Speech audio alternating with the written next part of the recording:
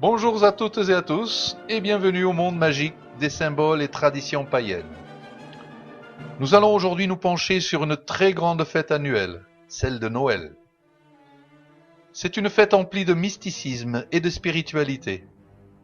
Si ce n'était pas en raison de l'hystérie moderne générée par notre société de consommation à outrance, cette fête aurait très probablement conservé son caractère mystique originel. Ceci dit, elle reste malgré tout une des célébrations majeures de notre calendrier actuel. Par trop souvent encore, on nous présente la fête de Noël comme étant le souvenir de la naissance de Jésus-Christ. Ce sémite de la tradition biblique serait né le 25 décembre, raison pour laquelle serait fêté Noël de nos jours. Or, rien n'est plus faux, car personne ne sait en fait quand serait né le Nazaréen, et c'était déjà ainsi dans l'Antiquité. Ce n'est qu'au IVe siècle que fut décidé par un concile du Vatican la date supposée de la naissance de Yeshua ben Joseph, véritable nom sémite, de Jésus-Christ. Cette fête fut fixée au 25 décembre car cette date correspondait à une importante célébration païenne que les chrétiens n'arrivaient pas à faire disparaître malgré leurs nombreux interdits. Ils pensaient ainsi récupérer les païens en les convertissant sournoisement par cette ruse. Il faut le clamer haut et fort, quitte à blesser certains puristes, qu'il n'y a rien de chrétien dans cette fête de Noël, et, comme nous allons le voir, tout y est d'origine païenne. Noël est en réalité une fête qui s'étend sur une vaste période qui dure dans certains cas tout un mois. On fête la période solsticiale, celle du solstice d'hiver. Toutes les traditions païennes d'Europe ont fêté religieusement le solstice d'hiver. Ce fut le cas par exemple il y a plusieurs milliers d'années au site irlandais de Newgrange, où, lors du solstice d'hiver, le premier rayon de soleil pénètre tout au fond du site mégalithique en illuminant un triskel gravé sur une roche. La dimension magico-religieuse d'un tel événement est profondément enracinée dans les cultures anciennes d'Europe. Les traditions païennes célébraient au moment de l'équinoxe de printemps l'union mystique et sexuelle entre le ciel père et la terre mère. Union qui donne le jour à l'enfant soleil 9 mois plus tard, date qui correspond justement au solstice d'hiver. L'enfant soleil est l'image que tentèrent de déformer les chrétiens en attribuant à cette date la naissance de leur enfant Jésus. Le solstice d'hiver est ce moment magique quand toute la nature reprend son souffle. Le déclin solaire de l'automne tire à sa fin. C'est la période des jours les plus courts de l'année, l'instant béni des dieux à partir duquel les jours vont à nouveau croître. La lumière céleste revient et chassera petit à petit l'obscurité et les démons de l'hiver. Le solstice d'hiver annonce le retour des beaux jours et de l'abondance qui les accompagnera. Il ouvre la porte cyclique de la nouvelle année, celle qui promet le renouveau des forces vives.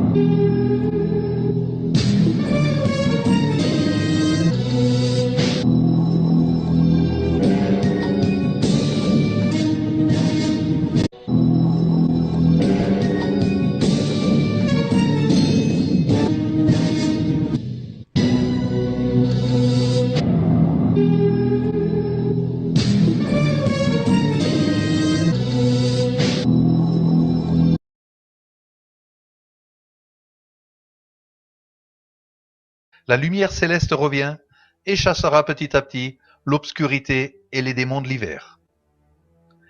Le solstice d'hiver annonce le retour des beaux jours et de l'abondance qui les accompagnera. Il ouvre la porte cyclique de la nouvelle année, celle qui promet le renouveau des forces vives. C'est aussi une période de méditation et de recueillement, celle pendant laquelle on honore le souvenir des ancêtres et des lignées de sang. Pour bien comprendre les racines païennes de Noël, nous allons étudier ici les deux grandes cultures qui influencèrent la fête de Noël. Celle de la tradition germano-nordique d'abord, et ensuite celle de la tradition romaine. Ce furent les deux composantes principales de notre Noël tel que nous le célébrons encore de nos jours. Une véritable coalition de l'Axe avant l'heure. Certains se sont peut-être déjà posé la question, mais comment se fait-il que Noël ait des symboles comme le sapin, le hou, le gui, la neige, Papa Noël et ses reines, autant d'éléments qui sont complètement inexistants en Israël, patrie de Jésus? Car point de sapin dans le désert proche-oriental. Et la réponse est claire et évidente. C'est que ce Noël-là est d'origine nordique et non judéo-chrétienne. Commençons pour cet aspect nordique par voir la figure bien connue du Père Noël. Il se dit de nos jours que le Père Noël aurait été inventé par Coca-Cola. Or, ceci n'est pas exact. Le seul apport de cette marque fut la couleur rouge. Car en effet, la figure du Père Noël est largement antérieure au XXe siècle et à Coca-Cola. La légende du Père Noël remonterait en fait à la fin du Moyen Âge, époque à laquelle la couleur de ses habits était verte et non rouge. Ceci dit, les deux couleurs sont au niveau symbolique totalement justes. Le vert représente les forces vives de la nature qui renaissent, où figurent également les toujours verts, les evergreens, ces plantes qui symbolisent ce qui ne meurt pas en hiver. C'est la vie qui perdure au-delà de la mort cyclique. Cette figure mythique du Père Noël se confond traditionnellement avec celle de Santa Claus, que l'on célèbre le 6 décembre, date qui ouvre la période solsticiale. Mais ce Père Noël est lui-même antérieur au Moyen Âge, puisque ses origines remontent à l'époque païenne, au dieu germano-nordique Wotan Odin. Tout comme le Père Noël, le dieu Wotan Odin se présente comme un vieux sage avec barbe blanche qui distribue ses bienfaits pour le solstice d'hiver. La meilleure preuve est un des noms du dieu, celui de Mjolnir, nom qui se traduit par celui de Noël, le père de Noël. On est vraiment très proche du terme de Papa Noël. Ce nom relie clairement le dieu à la fête du solstice d'hiver. Dans les pays nordiques, la fête de Noël a conservé son nom païen originel, qui est celui de Yule, et chez les anglo-saxons, Yule. Son nom vient du norrois Yule, et signifierait la roue. Il s'agit ici bien sûr de la roue du temps, la roue solaire qui symbolise les cycles naturels, et dont l'axe vertical indique les solstices, ce moment magique de la renaissance des forces lumineuses. Dans la tradition nordique, Noël était associé au Ragnarök, à cet épisode mythologique pendant lequel les forces divines de l'ordre s'affrontent aux forces primitives du chaos. Pendant le Ragnarök, les forces divines meurent puis renaissent, tout comme le soleil meurt puis renaît après le solstice. Le dieu Balder est ici la figure divine clé, qui nous renvoie au solstice d'hiver, car il est le dieu de la lumière céleste, celui qui fut tué par une flèche de gui, par son frère aveugle, puis qui revient du monde des morts. Là encore, nous avons tout le symbolisme du solstice d'hiver avec la mort et la renaissance du soleil, le frère aveugle Höder symbolisant ici l'obscurité des forces du chaos et de l'automne. Pour les païens germano-nordiques, Noël était également le moment des 12 nuits sacrées. 12 nuits pendant lesquelles on se souvenait de l'année écoulée. Un moment de recueillement donc. On dit que pour chaque nuit, on commémorait un mois en particulier. La veille de Noël, on célébrait la Modranit, la nuit des mères. Des offrandes étaient alors faites aux 3 matronae nordiques, qui ne sont autres que la triple déesse, figure liée à la grande déesse, la terre-mère. La grande déesse portant avec elle l'enfant soleil est elle aussi une image qui fut récupérée et altérée par le christianisme avec leur Vierge et l'enfant Jésus. Après la nuit des mères venait le Juleblot, le sacrifice de Yule. Pour Noël, on sacrifiait traditionnellement un cochon que l'on mangeait ensuite durant un grand festin. Le cochon est lié symboliquement au principe de richesse, abondance et fécondité, éléments que l'on se souhaitait pour l'avenir. Contrairement au délire malsain des juifs et des musulmans, le cochon représente pour les païens européens un animal sacré, que l'on sacrifiait pour les grandes occasions. Lors de ce Yule-Blot, le sacrifice de Noël, on utilisait une formule rituelle pour se souhaiter paix et prospérité. La formule, qui est en rune sur le haut de l'image, était la suivante: Til ars og fridar, pour une bonne année et pour la paix. La période du solstice d'hiver est avant tout une fête familiale emplie de paix et qui s'est célébrée le plus souvent au coin du feu. Les vieux racontaient alors aux enfants les anciens mythes, et c'est ainsi que l'avenir, les enfants, prenait racine dans le passé, les vieux.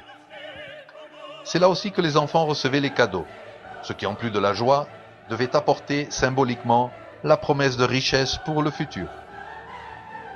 On comptait par exemple les mythes liés à Yggdrasil, l'arbre cosmique qui relie les 9 mondes entre eux, celui auquel s'était pendu le dieu Odin pour acquérir la connaissance. Un arbre qui ne meurt jamais et qui figure la promesse de la vie qui perdure au travers de l'hiver. C'est ce même arbre d'ailleurs qui est à l'origine de notre sapin de Noël. Le vert symbolisant la vie et les lumières qui le décorent, la promesse de la lumière qui reviendra. Tous les conifères et evergreens en général recoupent ce symbolisme du toujours vert, de cette vie qui ne meurt point. Le hou en est un autre exemple. La bûche de Noël, elle aussi, entre dans les symboles hérités de notre passé païen. La bûche est en fait un morceau de l'arbre cosmique que l'on introduit dans le foyer afin d'apporter toute sa force divine. Le feu qui la consume représente les forces du chaos emprisonnées par les puissances solaires. C'est le feu libérateur du solstice d'hiver. Bien que ce solstice ouvre la porte de l'hiver, la période froide et morte de l'année, il est aussi celui qui ouvre le retour de la lumière, avec les jours qui redeviennent plus longs. Le symbole même du flocon de neige rappelle de manière étrange le graphisme d'une rune liée construite à partir de rune Algis, la rune de la protection. De plus, la rune Issa, la rune de la glace, est tout logiquement celle qui couvre cette période solsticiale. Mais c'est aussi l'époque marquée par la rune Hiera, la rune de la transition cyclique, promettant une bonne année pleine d'abondance et de richesse. Dans les pays scandinaves existe aussi la tradition du Julebok, le bouc de Noël. Ce bouc est symbole de fertilité lié au dieu germano-nordique Donar Thor, dont le char est tiré par 2 boucs. Il est coutume de faire des boucs en paille tressée et de les suspendre dans l'arbre de Noël. Bien, après avoir vu ainsi les grandes lignes de l'héritage germano-nordique, partie pour laquelle il y aurait beaucoup plus à raconter, nous allons voir à présent la partie romaine, qui a, elle aussi, très grandement influencé notre Noël moderne. Les Romains célébraient la période solsticiale au cours de festivités qui s'étendaient du 17 au 25 décembre, lors d'une fête principale connue comme les Saturnales, Saturnalia en latin, qui ont donc un lien direct avec Saturne, le dieu de l'âge d'or, celui des origines, ce qui nous met en relation avec la conception des cycles. Au-delà de la mort et de ces célébrations comme le Mundus Patets du 8 novembre, les forces de l'inframonde sont vaincues par la grande promesse cosmique. Le soleil reviendra. Un nouvel âge d'or vient ainsi ponctuer la période du solstice, apportant avec soi le retour de la lumière des dieux. Le 9 janvier marque la fin de toute cette période avec la fête de Janus, le dieu bicéphale. Ce dieu est celui des transitions cycliques, une tête tournée vers le passé et l'autre vers le futur, une tête tournée vers le passé et l'autre vers le futur, une tête tournée vers le passé et l'autre vers le futur.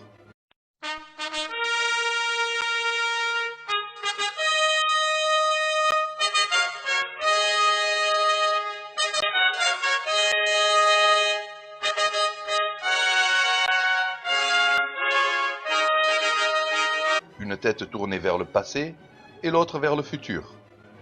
La clé qu'il porte est celle qui ouvre les portes de l'année.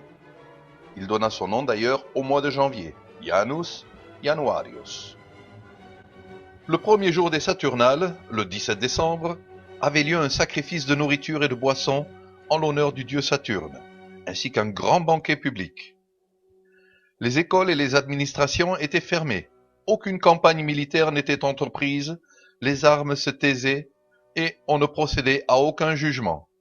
C'était un jour de repos pour tout le monde et de paix. Les rites publics du 17 décembre étaient suivis les 18 et 19 par des rites privés. Ces rites domestiques se tenaient dans les foyers. On se saluait par la formule héritée de la tradition grecque « yo », formule que l'on répétait 2 fois, en le criant même « yo, yo », un mot qui était une invocation au triomphe, ce qui dans le cadre de Noël se comprend bien sûr comme une victoire des forces solaires. On sacrifiait aux dieux tutélaires, ainsi qu'aux pénates, les esprits protecteurs du foyer. Il était coutume de sacrifier un cochon comme symbole de fertilité et de richesse. De grands banquets se tenaient alors pendant lesquels on buvait et mangeait à foison. Pendant ces 2 jours, toute hiérarchie était supprimée. Les esclaves festoyaient avec les maîtres et se permettaient certaines libertés comme la mise en scène théâtrale et burlesque des maîtres. C'est une époque de libre expression pour tout le monde. Il règne un véritable esprit de fraternité, l'esprit de Noël.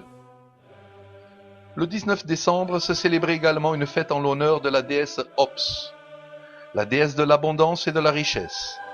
Cette divinité donna d'ailleurs son nom au mot moderne opulence.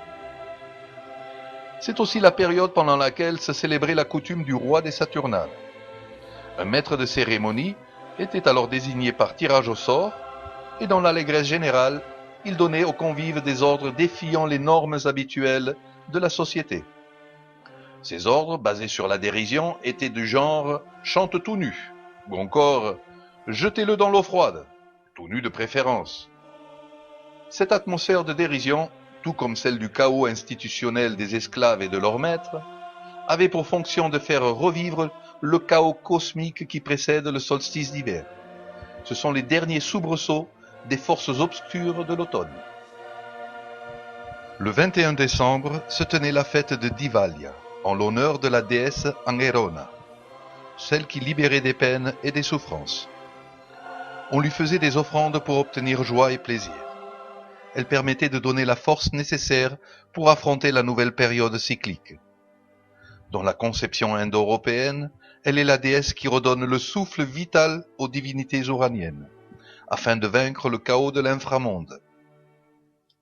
La statue la représentait avec un doigt sur la bouche, comme pour imposer le silence. Chut. C'est le silence qui doit accompagner les forces solaires pendant et après la Renaissance, chose que l'on retrouve dans la tradition germano-nordique avec Vidar, le dieu silencieux qui vient après le Ragnarok. Le 23 décembre était le jour de Sigillaria, le jour des cadeaux. C'était un acte religieux plein de joie et d'allégresse, loin des excès modernes de notre société de consommation. Le cadeau était un sacrifice pour l'autre, un échange basé sur le don mutuel, tissant ainsi des liens d'amour, d'amitié ou de sang. Tout comme la rune germano-nordique Gebo, tout ceci repose sur le principe « il faut donner pour recevoir ». Les cadeaux étaient de nature très diverse. Les enfants recevaient en général des jouets. Ils étaient accompagnés de quelques mots ou encore d'un poème. Et enfin, le 25 décembre, se célébrait le Dies Natalis Solis Invicti, la naissance du soleil invaincu.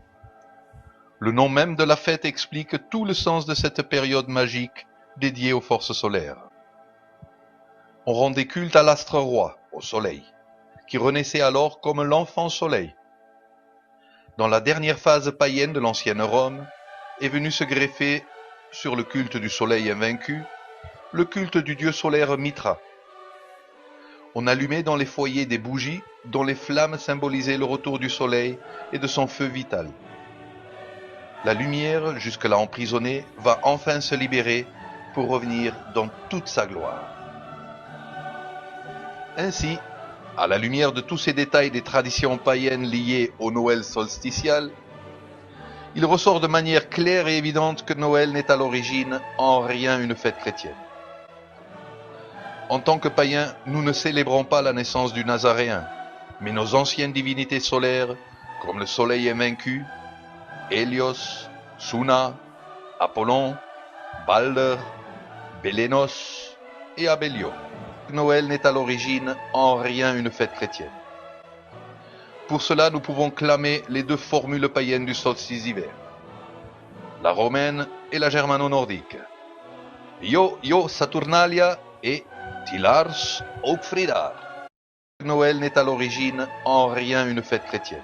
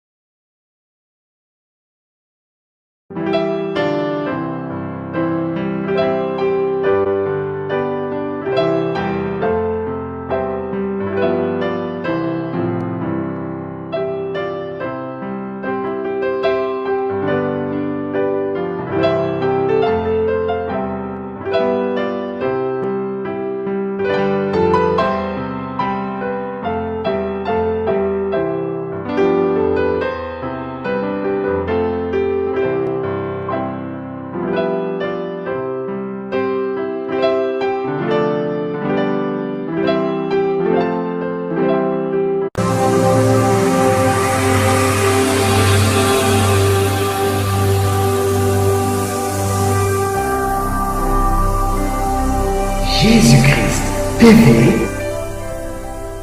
vous connaîtrez la vérité et la vérité vous affranchira.